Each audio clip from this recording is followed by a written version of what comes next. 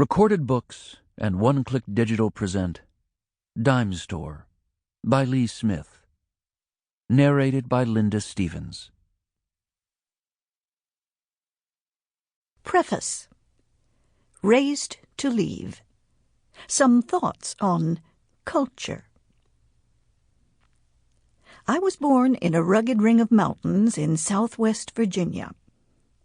Mountains so high, so straight up and down, that the sun didn't even hit our yard until about 11 o'clock. My Uncle Bob Venable, they lived across the road, used to predict the weather by sticking his head out the window and hollering back inside, "Sun on the mountaintop, girls," to my cousins. The only flat land in the county lay in a narrow band along the river where we lived, about a mile from town. Though we all ate out of the garden, real farming was impossible in that hard rock ground. The only thing it produced was coal. We never thought of our jagged mountains as scenic either, though we all played up in them every day after school. We never saw a tourist, and nobody we knew hiked for fun. I will never forget the first time I ever saw a jogger.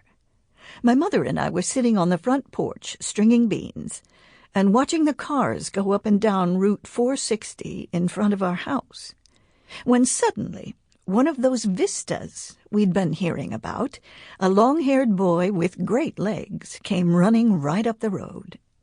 We both stood up and watched him run out of sight. "Well, for heaven's sakes," my mother said, "where do you reckon he's going, running like that?"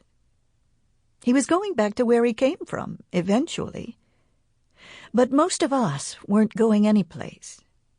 We were closed in entirely, cut off from the outside world by our ring of mountains. Many of the children I went to school with had never been out of Buchanan County.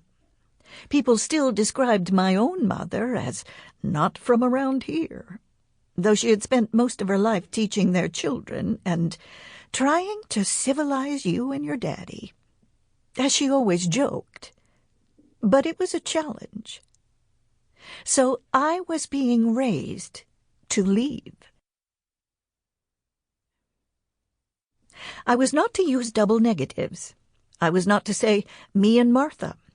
I was not to trade my pimento cheese sandwiches at school for the lunch I really wanted, cornbread and buttermilk in a mason jar brought by the kids from the hollers. Me and Martha were not to play in the Black River behind our house, dirty with coal that would stain my shorts. Sample complete.